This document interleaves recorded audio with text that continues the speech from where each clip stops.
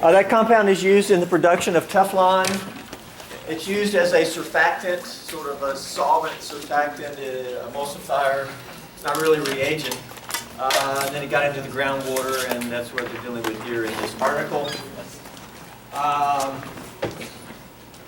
And so it's an ecology type concern, safety, public safety, etc. Concern. Okay, got two handouts today. One of them is white, one of them is green. Let me get a white one here. We'll keep it in one stack. Thank you. I sent you these by email, but I'm passing them out because I didn't give you enough lead time to print them out. We have our current handout, functional groups.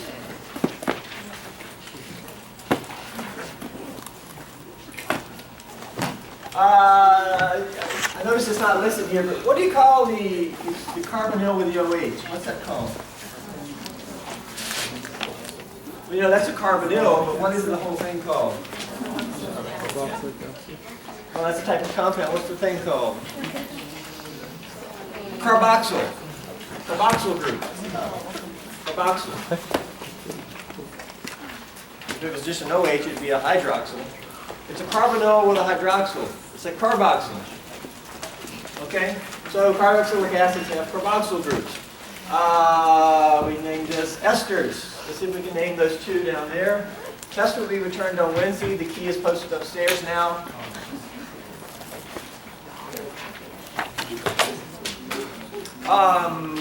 Due this week was the summary table. I realize, and a couple of you reminded me that you may not have the yield for the iodo yet because it needed to dry, etc. So why don't we just delay a week? Turn that in next week with still the three, same thing. No change in assignment, just turn it in next week so you will have time to collect the iodo yield.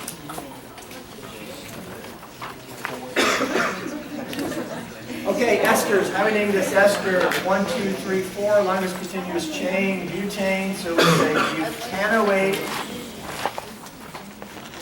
1 to 4.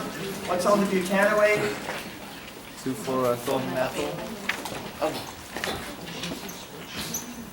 3-methylbutanoate. It is an ester, so we named it like this.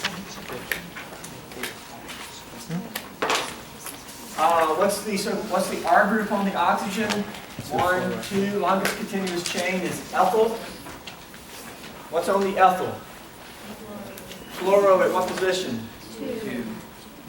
2-fluoroethyl 3-methylbutanoate. Two different words. How do we do? This one over here, longest continuous chain. 1, 2, 3. What? Hold on. Which part's the R group? Which part is the acid group or the? This is the acid group that becomes the ester. This is this over here. 1, 2, 3. 1, 2, 3. Longest continuous. Oh, what's that? Propyl. Propionate. Replace the E with OA, so it becomes propanoate. There's nothing on the propanoate. If that was just an anion, that would be propanoate anion. You could have sodium propanoate. You could have ethyl propanoate if that was just an ethyl, but this is not just an ethyl. 1, 2, 3. So propyl. But what's on the propyl? Phenyl at what position? 2. Name of that compound is 2-phenylpropyl propanoate. So are these two words? These are 2 words? 2 separate words? 2 separate words. 2 separate words. Question? Why did you do it that way and not the opposite way? Like I see that way, it does like some sort of. Because this here is your acid portion. That was originally an acid, and we added an R group to the acid. I got you. So basically the oxygen without. That's how you get the ester. You add an R group to the acid. This is the original acid portion, right? If there was not an R group, that would be butanoic acid. It would be 3-methylbutanoic acid. What we have here is 3-methylbutanoic acid that now has an R group, but we no longer call it butanoic acid, we call it a butanoate. Amides. Of course, the long name is carboxamide, because it's a carbonyl amide, as opposed to a sulfonamide. Now, carboxamides are often shortened to just amides or amides, or some people say amides. I say amides.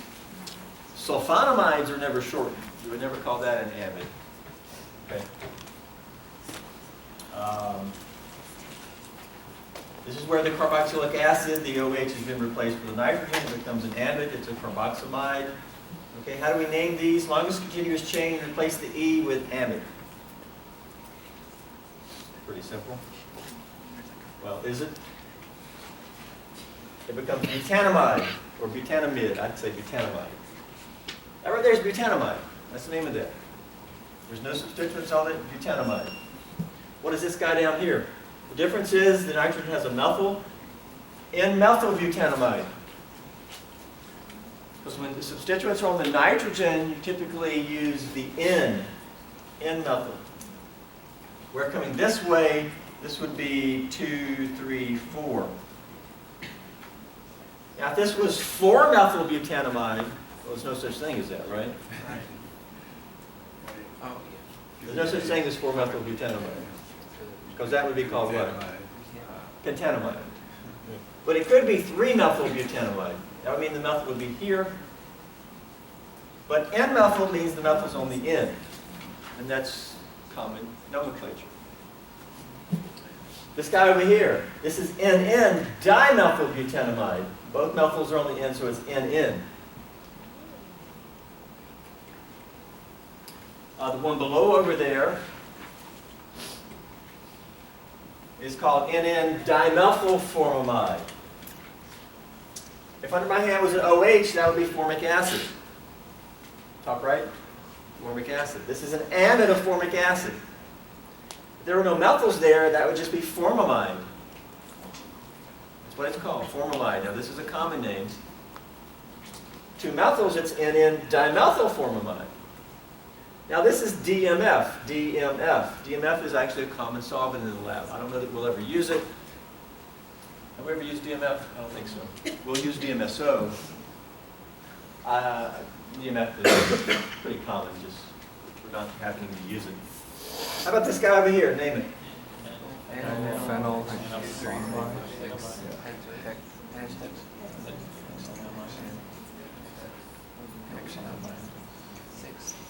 Replace the E with what? I can't. N-phenyl hexanamide. Pretty straightforward.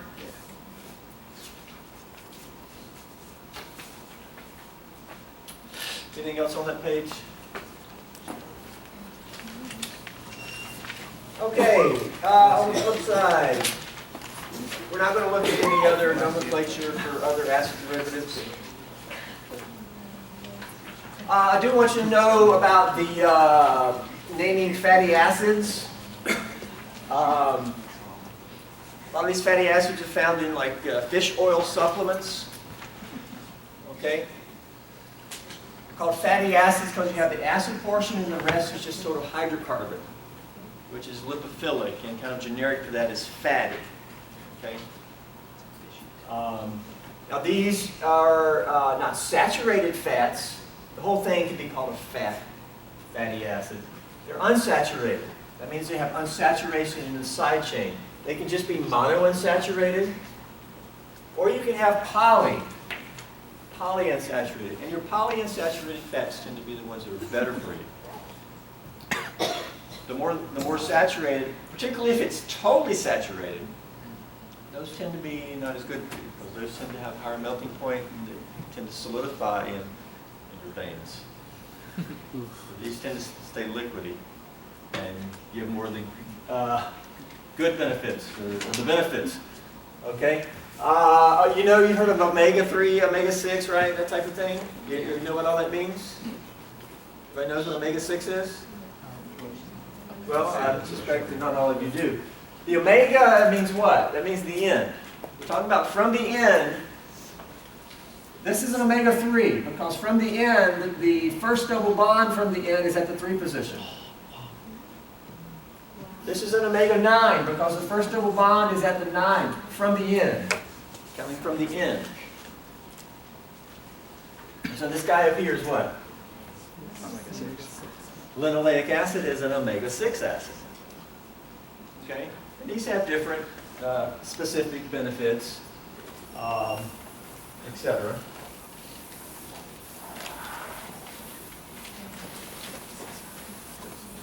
So,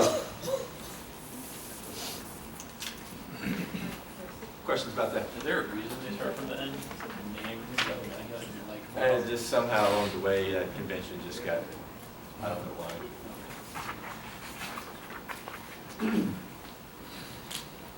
Okay, this is just a little article about LSD, which is an amide.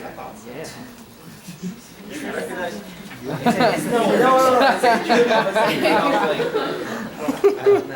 I'm not familiar with that. Well, you should be, because it's a common molecule. If this was an acid up here, that would be called lysergic acid.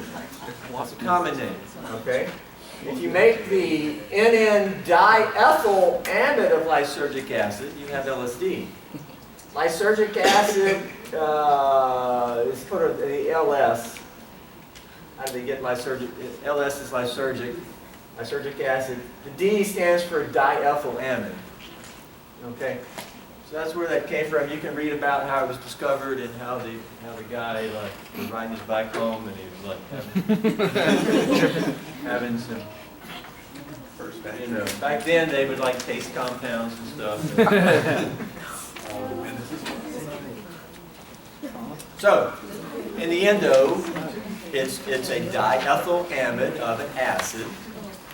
Okay, it's fairly such complicated structure, not just a simple chain. It's got 4 rings, etc. Okay. Next topic. Is everybody getting a green and a white handout today? We have the green to get to a line. Okay, carboxylic acids. We'll be looking at the acidity of them. You ran out of green. no. It's probably No, they got green. Well, I think it's. Are there additional green ones somewhere?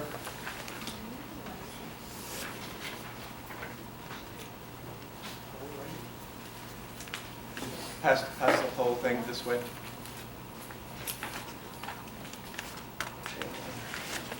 Okay. We'll be looking at the acidity of carboxylic acids, different ones. Say which one may be more acidic than the other. At the same time, we'll also look at phenols, because they go hand in hand. Acidity. Some of this will be review. A lot of it will be review. Particularly understanding how you judge acidity should be reviewed. Okay? OH compounds, 3 very classical ones. Alcohols, approximately pK about 16. Phenols, about 10. This can be much lower, depending on substituents. Phenols, so they're more acidic than alcohols. Carboxylic acids, about 4 to 5. Okay? pH of about 4 to 5. This can be lower also. Need to be able to compare. Now, at the very back of the lab manual, there is a table of pKa's. There's also on the right a reason for the relative stability of the conjugate base. Basically, on the far right, addresses why is this more acidic than this? Well, of course, you always want to consider conjugate base. I say always. Most often you do. Occasionally, there was one in the aromatic questions where it was actually better to consider the acid. But as I tried to get you to do in organic 1, consider the conjugate base and ask which one of these is most stable. Well, this is, because you can draw resonance and you can delocalize the charge. This is an isolated anion. There's no resonance here. There's no p orbital. So this is more stable, thus this is more willing to give up the H and become this. It's more willing to act as an acid. Now, why is this guy more acidic than this? That infers that this anion is more stable than this. Why is this anion more stable? A lot of students, meaning you, a lot of you guys tend to think that phenols should be more acidic because you can draw more resonance. I only drew a little bit, but you can draw 2 additional resonance structures. Here you can only draw 1 additional resonance structure. But the key difference here, the more important thing is when you draw a resonance structure here, you're putting the anion on what atom? Carbon. Carbon. Unless there's some other group in the ring that you can move it into. But just here, here, and here, it's carbon. Where over here, you're putting the anion on another oxygen. Putting it on the other oxygen is way more beneficial of an effect than just saying more resonance structure. So actually, this is more stable. This is thus more acidic. Carboxylic acids are more acidic than phenols, but phenols are more acidic than regular alcohols.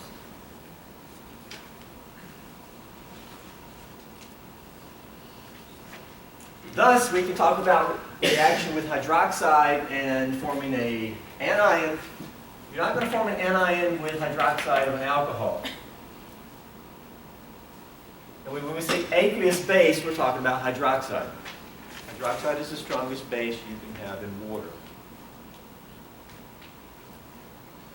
Now, if you look at your equilibrium and say this plus hydroxide to give the conjugate base plus what? Water. That's 16, and this is 16. Which side's favored? Neither. And you can say, well, doesn't half of it dissolve? Because now we're saying that this is going to dissolve in water. Assuming that this is not. Well, we know this is, but a lot of these cases when you're dealing with something dissolving, one of them has to not be. So we can add some more carbons here. Then it would not be. But we would say the anion should be. Problem is this equilibrium is not good enough, and in practice it will not work for you. And this compound will not dissolve in water. On the other hand, if you just, this plus hydroxide will give what? Phenoxide, of course, plus water, 16. What is this over here? 10. Which side's favored, 10 or 16? 16. Side where the weaker base is favored, right? This side's favored. Okay, this is favored by how much? 10 to the 6. Favored by 10 to the 6. Favored by 1,000,000. Okay, that is enough to go this way. Typically, you need to have it be favored by like about 10 to the 2 to go this way. 10 to the 6, boom. The present hydroxide is going to exist like that, and that will be soluble in water. Unless something odd is going on. But we have always said anions, salts should be soluble in water. Same thing down here. Your equilibrium is going to be even more favored because this would be 5 and 16. So it would be favored by 10 to the 11 down here. That's a huge number. Both of these are soluble in hydroxide. Acids, carboxylic acids, are also soluble in bicarbonate. I'm not going to give you a pKa for this, but bicarbonate is a weaker acid. Bicarbonate will dissolve carboxylic acids, but bicarbonate typically will not dissolve a phenol. So it's a distinguishing reagent there. Of course, in 3rd grade, you all made volcano by taking vinegar and baking soda and combining them, and what happened? That took an H from this and made carbonic acid. Carbonic acid decomposes to CO2 in water, and the CO2 comes out. Okay, we'll refer to that on a back page of one of the handouts. When we talk about carbonic acid, what does this look like? Okay. All right, effective substituents on acidity. This is going to coincide with our activating, deactivating effects, group 1 through 4 that we just got through with. We're going to use that information here. If you have a net donating group on the ring, that's going to make it less acidic, higher pKa. Because if you're talking about this becoming an anion, and the electrons being delocalized into the ring, if you've got electrons being donated into the ring, the anion's not going to be able to donate as much. On the other hand, if you have a net electron withdrawing group, it'll be more acidic, because the anion will be pulled more into the ring because of the electron withdrawing group. More stabilized by this, more acidic. We'll see the same trend for benzoic acids. Okay? Now you already know how to judge net electron donating groups and electron withdrawing groups when they're on rings. That's what we did with group 1 through 4. There will be a couple of sort of interesting exceptions we'll note. Examples of this shown below. Okay, phenol being what, 10? There's this precise number up there. What is it, 9 something? 9.95. We'll call it 10. Okay, for the methoxy it goes to 10.2. So this is less acidic than just regular phenol. That makes it less acidic. You see that here. Why? Well, what type of donator is this? Or what type of group is that? It's a donating group. And what do we say when there's a donating group? Our pKa. Because the conjugate base is not going to be as stable. Because the anion can't move into the ring if this guy is pumping electrons into the ring. On the other hand, paranitrophenol is about 7. So the nitro group is making the phenol more acidic. Well, what type of group is nitro? Strong withdrawing group. So that fits into what we said here. Okay. Now resonance is also important here because you can do resonance of your conjugate base, and you can actually move the anion into the nitro group by resonance. You should practice that. I think there's some practice in the workbook on that. Now, if you put 3 nitro groups, particularly all ortho or para to the OH, look what your pKa becomes. Less than 1. Now, that is more acidic than just like acetic acid. Major influence here. That's so acidic it's called picric acid. That's a phenol that's pretty darn acidic. It's also a little explosive. Because if that was a methyl, it would be TNT. Sometimes you may come across what's called a picrate salt. That's where you have the anion as the minus and then some other plus. That's called a picrate salt. Picrate salts can be a little explosive. They do tend to be highly crystalline. I think that's why they're sometimes made. Let's look at this guy. Note here. Which one's more acidic? That one, the para. This one. Why? This one, if you show the anion, you can do resonance all the way into this group. Here, you will not be able to move the anion into that group. You should sit down and convince yourself that. This one is really only just induction. This is both induction and the resonance stabilization of the anion. So position does matter.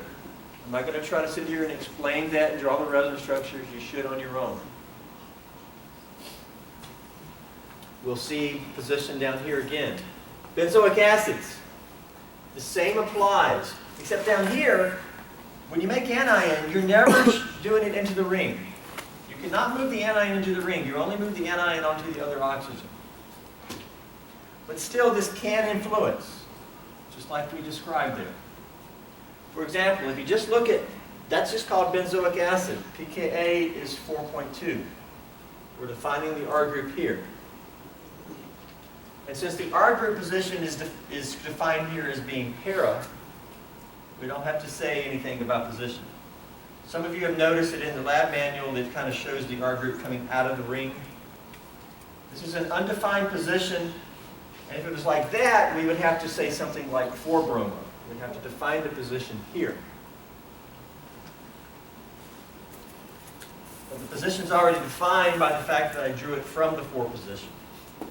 Okay, if you put a bromine on, it gets more acidic. Why? Well, the bromine is a net withdrawer, right?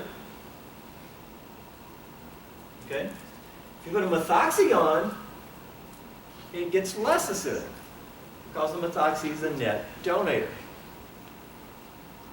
So that should make sense. But what about this guy over here?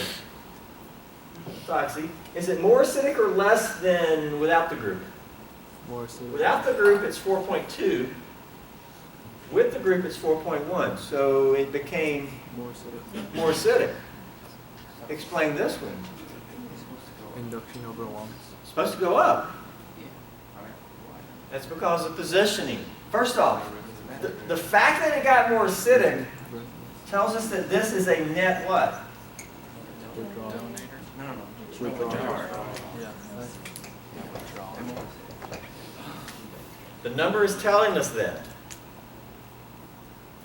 But that conflicts with what we know from EAS. Why is it? Now over here it works. Somebody explain why and what's going on here. The induction effect overwhelms. What about induction? It overwhelms any resonance that it can have. Okay. Apparently the induction is becoming the major effect. Yes? I was saying because since it's meta, it can't donate, so. Uh-huh. Exactly. If you throw methoxy here, you can take the lone pair of the oxygen and do resonance into the carbonyl. And really influence this carbonyl over here by pumping electrons into it. But over here, you cannot show these electrons moving into the carbonyl. They both move into the ring, but when it's para, or ortho actually, they'll move into the carbonyl also. And moving into the carbonyl is really a donating effect. Okay. And apparently, because it doesn't move into there, the major effect is apparently just the inductive withdrawing of C versus O.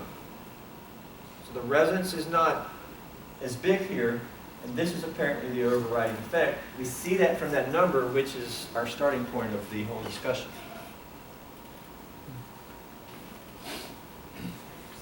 So, keep in mind that these numbers can tell you about groups.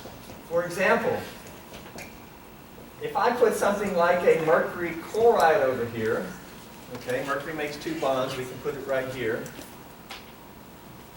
and tell you that the pKa is about 4.0, I'm making this up, this group would be considered what? Withdrawer or donator? Withdrawer. We see from the number compared to if there was nothing there at all. So pKa's can tell you about the nature of the group when you might otherwise be guessing, or when it can be conflicting.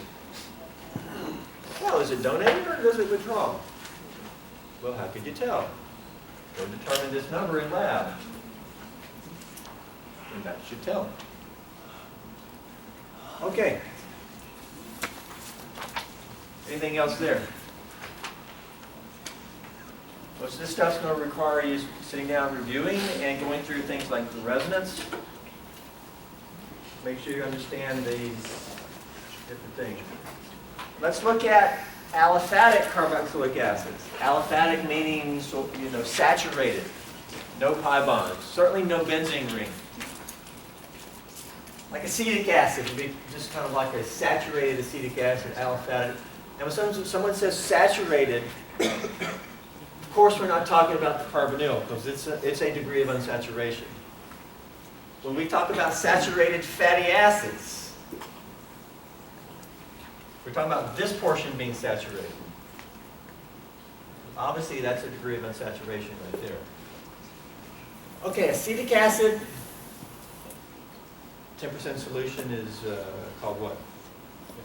Vinegar.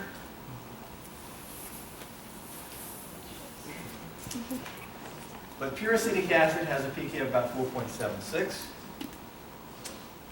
Here we can look at putting substituents on the side chain. Chloroacetic acid. You don't really need a number or anything. There's no ambiguity. It's chloroacetic acid. More acidic. Why? Because the chlorine is withdrawing. We're really looking at the stability of the anion, right? It's going to withdraw electrons from that site.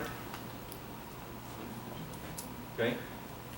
Dichloroacetic acid, even more acidic. Trichloroacetic acid, even more acidic. Hopefully makes sense. Let's compare these two here.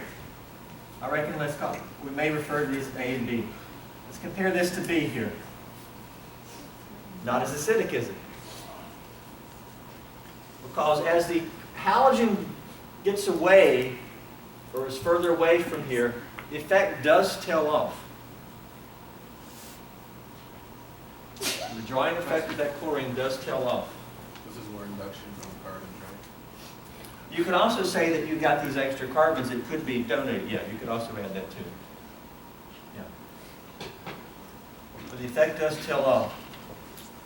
What about this compared to B? More acidic or less acidic? Less.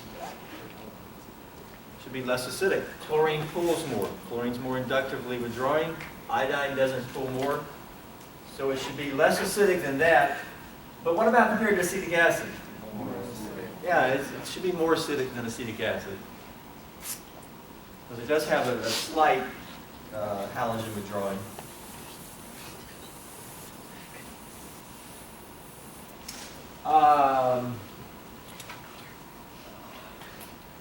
How about this guy down here compared to acetic acid? More acidic. Compared to A. More acidic. More acidic or less acidic? More. More. Compared to A, acetic acid. Who says more acidic? More acidic than less acidic. Right? Who says less acidic? Thanks for voting. This is more acidic because it has the oxygen withdrawing. Why did you say it was less acidic? I thought that was a donating group, but it's not. But the methoxy is a donating group on a benzene ring when you have resonance that the oxygen can donate. Is this oxygen doing any resonance? No, it is not. No, there's no p orbital here. You cannot do any resonance here. So the only thing going on here is just the induction. And the induction is going to make the anion more stable than that anion. Now it's not going to be as acidic as this guy because chlorine is, well to me it is, to Marvin it's not. I don't like that. You know why? Because we're not in the same row. And chlorine may not strictly be considered more electronegative, but because it's larger, it essentially always acts as it is.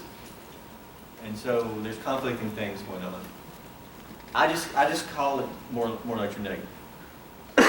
Because that's the Functionally. effect that you get. Okay. So yeah, I knew you were thinking that's a net donator. Only when you have, on the ring, when you have the resonance. And usually oxygen donates more by resonance than it withdraws. There's no resonance there. That oxygen is sp3. Okay, while we're here, we can talk about the basicity of anilines. Now, in organic 1, even here, we said that if a lone pair is in a p orbital, it's not going to be basic. Okay? This lone pair is in a p orbital because it's next to all these other p orbitals. But aniline does have a little bit of basicity. That is because if you start drawing resonance structures, you're going to put anion on carbon. And carbon doesn't like being anion that much. So the resonance is really not that influential here. That lone pair is not fully delocalized because carbon's like, hold on, I don't want to be minus. So there's some localization here. It's enough to make it slightly basic. pKa is about 4.6. pKa, we're talking about this being a base. Well, just like we described in Organic 1, we don't use pKa's in organic. And when you give a pKa of a base, you're actually talking about the conjugate acid. So the pKa actually refers to this. And the more acidic this is, the less basic the aniline is. You got to get this all straight. Because what's usually always right is, if this is your acid, the more acidic this gets,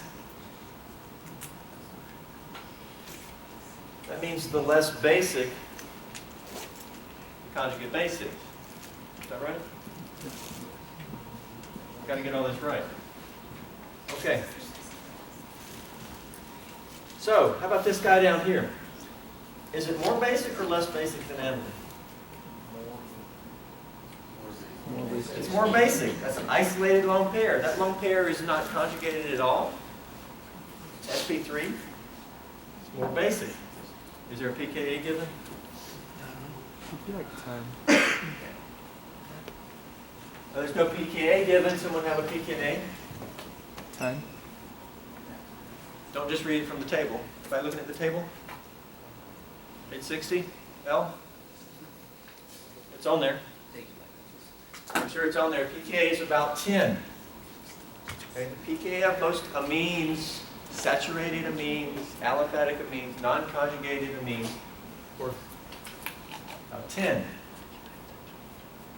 This really refers to the acid, which is, right? So what we're saying is that of these, which one's more acidic, top or bottom?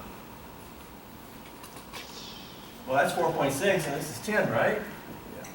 So which one's more acidic? Top. Top, more acidic.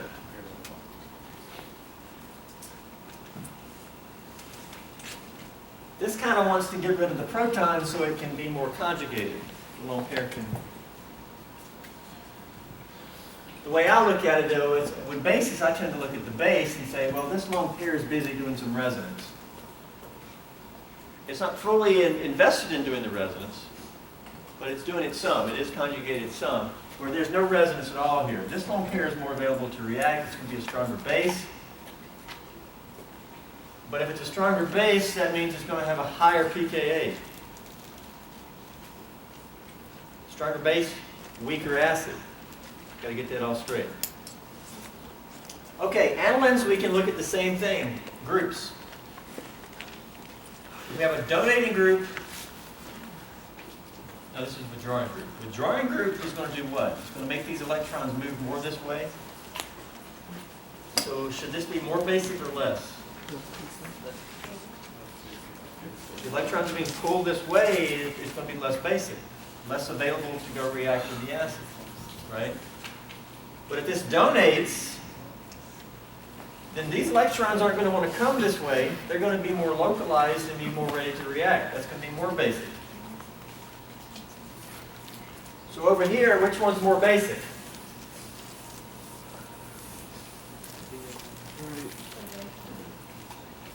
It's going to be more basic. Now, I'm not giving you the examples in the methoxys here, which could be conflicting. But we know this is certainly a withdrawing group. We can actually move these electrons into the nitro, and this is going to want to conjugate or be delocalized more this way. Where here, because this donates into the ring, these electrons are not going to be able to donate as much into the ring. More basic.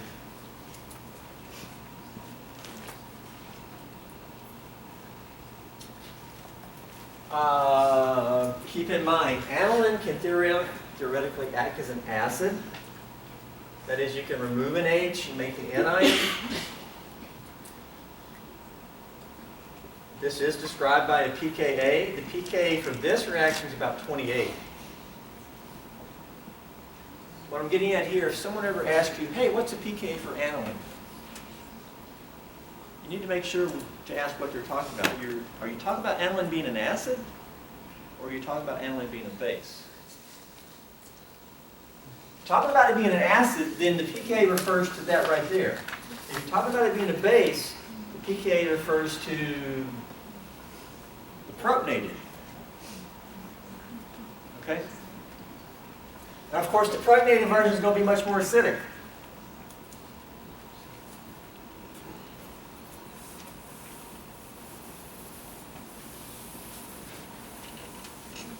Again, most of this stuff is really going to require you to sit down and you really assess what you know here. I can't do it all. It would take us 2 lectures to go through all that with all the resonance structures, all these nuances. I'm leaving it up to you there. If you have questions, please ask, particularly next time. Okay, also this. Please look at this for next time. We can review this type of thing. How can you separate those 4 compounds by extraction process? You use the fact that it has different pH values. First, you need to recognize that this compound, naphthalene, is neutral. It's neither acidic nor basic. Amines tend to be basic.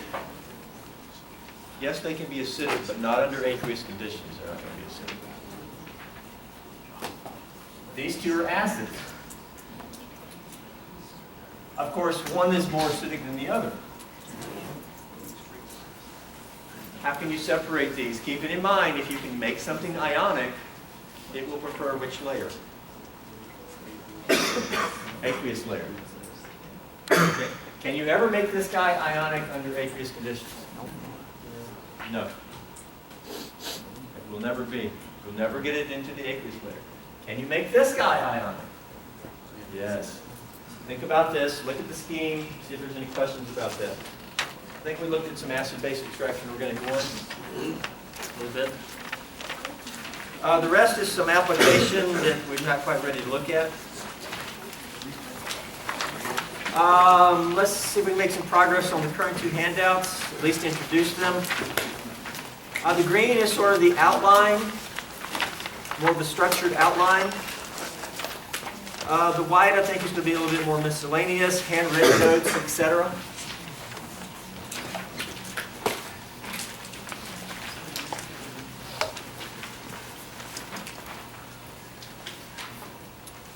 In most cases, we'll be looking at them both at the same time. In fact, we really want to look at the white one. Yes, the white one. Overview.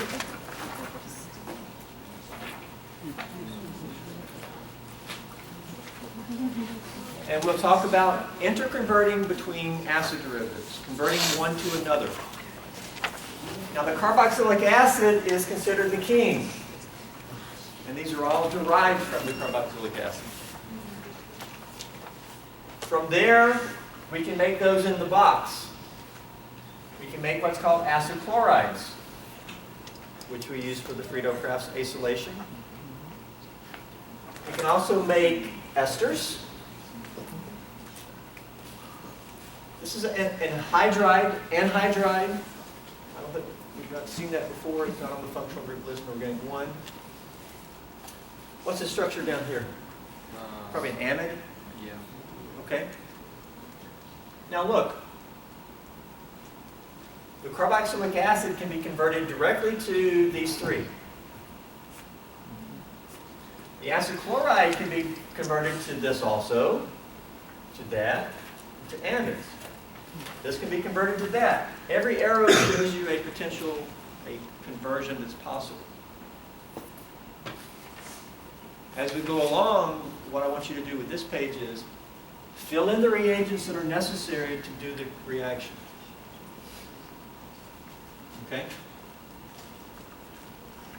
Now, the functional groups in the box are all listed in terms of their own reactivity towards the nucleophile. Thus, the acid chloride is more reactive than the anhydride because it's higher up.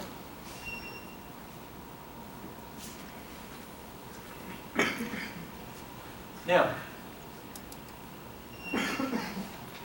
anything in the box can be converted back to the carboxylic acid by two different methods. Either aqueous acid, that is acidic water, anything in the box, back up. Or anything in the box with aqueous base, hydroxide, but it's first in the form of the carboxylate.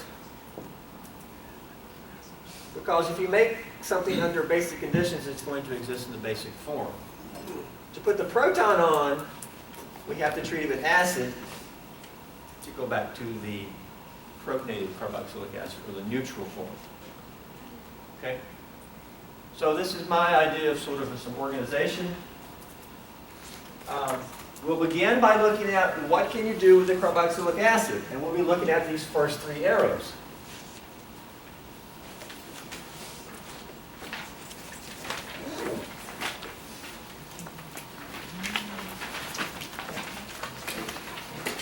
And I see, once we get to reactions of carboxylic acid. But the first thing we will do is we will look at a review mainly of how do you make carboxylic acid. Most of this here is review. There will be one or two new reactions though. We have something like this. We could treat it with one of the big three, with KMNO4 usually being the most common. Make the benzoic acid. So there you go. But let's just review, right? If you had a primary alcohol, you could react with one of the big three, and you could get the carboxylic acid. We know that the intermediate here is what? The aldehyde, but it's further oxidized. So again, review. Of course, if you just had an aldehyde, you could just oxidize it to the acid. You can use one of the big three, but you remember we also have the specialized reagent where you could use silver, called the Tollens reagent or Tollens test. And that's usually about the only place you'll ever see silver, although you can see it in testing for alkyl halides. Okay. What about this guy? Oxidative cleavage of alkenes. Like with hot KMNO4, cleaves it. Both of these become carbonyls. But if they're aldehydes, they don't survive, do they? And so what does that reaction ultimately give? Two different carboxylic acids. Or it could be one carboxylic acid if the R group is the same. For example, here we can actually cleave that open. Carboxylic acid ketone there was the methyl. It won't get oxidized. Where ozonolysis, the aldehyde will survive. So, I'll review, right?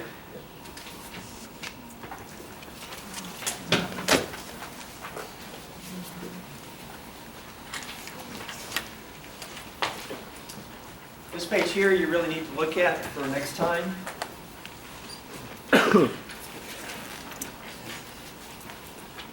Guess how many mechanisms we'll see in this chemistry? Well, I think the answer is one. But there will be numerous nuances. We'll have to figure out how to keep track of the proton. The main mechanism is nucleophilic acyl substitution. It sounds like NAS. But that was nucleophilic aromatic substitution. Well, guess what? This is another NAS. It's usually not called NAS, so it's not confused with the traditional NAS. This mechanism is very similar. Please look at it, but let me ask you, what was the requirement to do an NAS? Which allowed for what? Putting the anion on a heteroatom. We're going to also have to put the anion on a heteroatom here. But guess what? You're not going to have to do resonance to do that. It's going to immediately have that. Okay? Key is posted upstairs. See some of you in lab this afternoon. Please be looking ahead at this material.